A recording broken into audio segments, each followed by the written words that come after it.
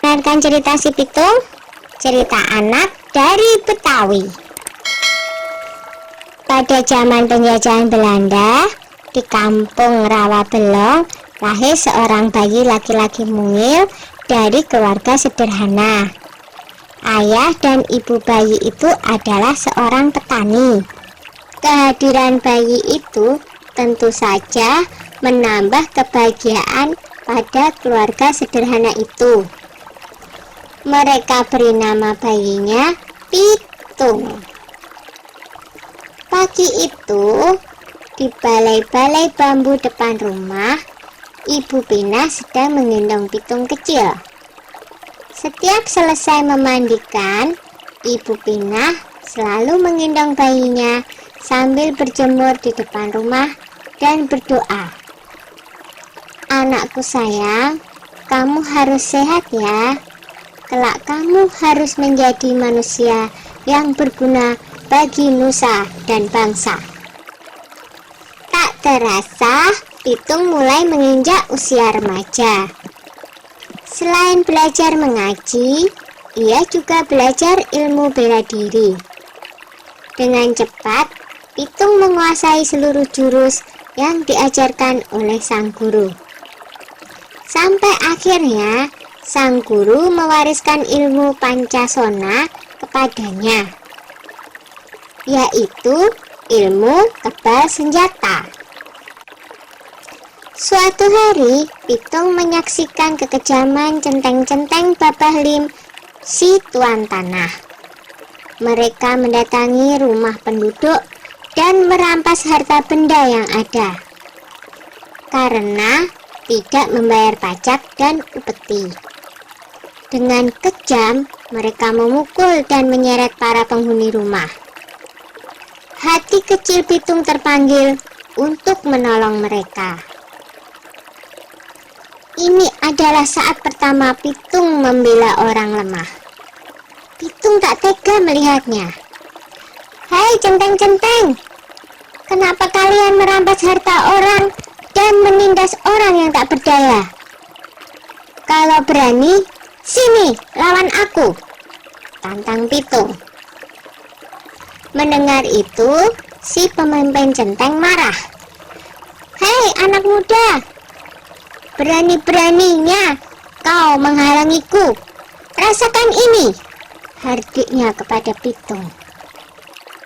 Pemimpin centeng menyerang Pitung dengan gencar, tetapi Pitung berhasil mengalahkannya dengan mudah. Pemimpin centeng itu roboh dalam 2 jurus. Anak buahnya pun melarikan diri ketakutan. Sejak saat itu, Pitung bertekad untuk membela orang yang tertindas. Dengan penuh semangat, Pitung mengajak para penduduk desa untuk bersatu melawan penjajah. "Kita harus lawan segala penjajahan. Tidak ada yang boleh merampas harta milik kita. Ini adalah tanah kita. Jangan mau diperbudak oleh kompeni," kata Pitung bersemangat. Semua setuju dengan ajakan Pitung. Para tuan tanah dan kompeni menjadi resah. Mereka mengadukan perlawanan itu kepada pemerintah Hindia Belanda. Scott Heine, pemimpin tertinggi di Batavia, memerintahkan aparat untuk menangkap Pitung. Ia menawarkan hadiah besar bagi siapa saja yang bisa menangkap Pitung. Kompeni menangkap Pak Piun dan Haji Niapin untuk memaksa Pitung menyerahkan diri. Mereka dimasukkan ke penjara di Grogol.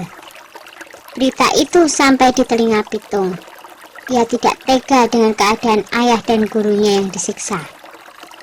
Pitung membuat perjanjian dengan kompeni untuk menyerahkan diri dengan syarat ayah dan gurunya dibebaskan dari penjara. Pada suatu hari, kompeni membawa Haji Niapin ke alun-alun kota dengan dijaga ketat oleh pasukan polisi bersenjata. Lalu, Pitung muncul seorang diri. Ia meminta agar gurunya dibebaskan dulu.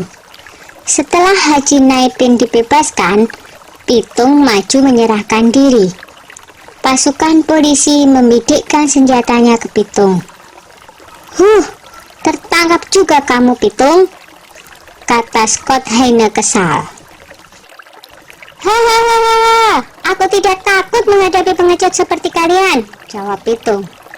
Scott Hayne marah dan ia langsung memberi tanda kepada pasukan untuk menembak. Dor! Pitung pun roboh bersimpah darah. Pitung gugur sebagai seorang satria. Beberapa bulan kemudian, Scott Hayne dipecat dari jabatannya karena menembak orang yang tidak melawan ketika ditangkap. Pitung gugur sebagai pahlawan dan akan selalu dikenang oleh generasi-generasi berikutnya. Sudah dulu ya cerita si Pitungnya.